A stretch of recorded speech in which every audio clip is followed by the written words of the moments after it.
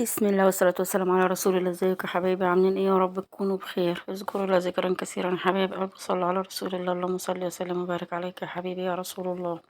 صلاة تفرج بها الهموم وتفرج بها الكروب وتفك بها العقد ان شاء الله. قولوا امين يا حبايب قلبي.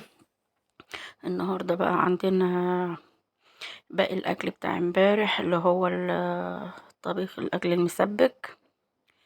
وهنعمل عندنا حبة الشوربة اللي احنا متعودين، قلنا لما نعمل فراخ او نعمل لحمة لازم نشيل حبة شوربة في التلاجة استبن. تعملي حبة رز، تعملي حبة مكرونة، تعملي منهم حبة خضار، قلقاس، بامية، ملوخية، اي خضار انت بتحبيه، حبة لسان عصفور، ما بيضروش يا حبيبة قلبي خالص. ولو ما احتجتهمش وعملتي فراخ تاني او عملتي مرقة لحم تاني، ادلقي القديم وشيلي من الجديد. انا دايما بحب اشيل بصراحة لما يكون عندي شوربة فراخ او شوربة لحمة، بحب املى علبة كده واشيلها واحطها في التلاجة. اديني احتاجتها جت جنب الاكل بقى علشان الاكل يتاكل. رحت عملت حبة مكرونة محمرين كده، معلقة زيت كده كبيرة او سمنة حبة قلبي اللي انتوا بتحبوه.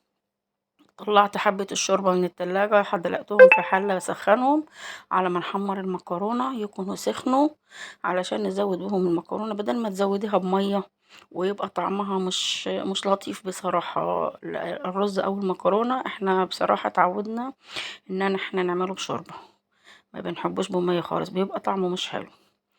ممكن يا حبيبة قلبي تبشري قطاية او تضربيها في الخلاط كده، قطاية كبيرة او قطايتين كده، وتحطيهم مع المكرونة المحمرة دي على فكرة. مش المكرونة ام قطة اللي هي المسلوقة بتاعتنا العادية، لا لا لا. لو حبيتي انك تطعميها بقطاية تبشريها كده، او تضربيها في الخلاط وتنعميها حلو وتحطيها مع المكرونة المحمرة دي. لما تزودي الشوربة عليها بتديها طعم جميل وبتبقى خفيفة وبتبقى لذيذة. بس حاولوا حبايب قلبي لما تسووا المكرونة ما تخلوهاش تنشف من الشوربة، خلوها كده طرية، لانها لما تبقى طرية وفيها نسبة شوربة بتبقى جميلة جدا والعيال والكبار يعشقوها.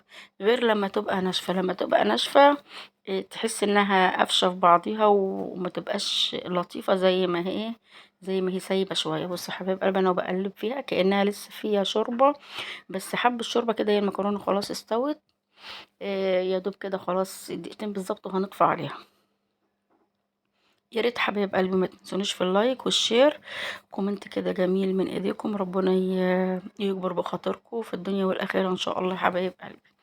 يا رب يا رب كل اللي يعمل لي كومنت، كل اللي يعمل لي لايك، اكبر بخاطره في الدنيا والاخره بحق الايام المفترجه اللي احنا فيها دي يا رب.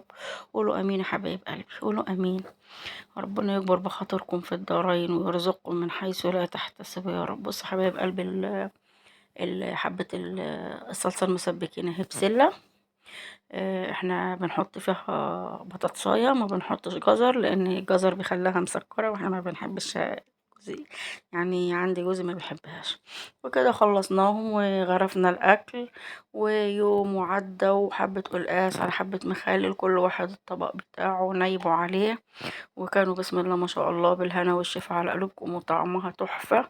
وزي ما قلت لكم يا بنات حاولوا توفروا وتشيلوا شوربة تعملوا بيها اجمل اكل من غير لحمة ولا فراخ.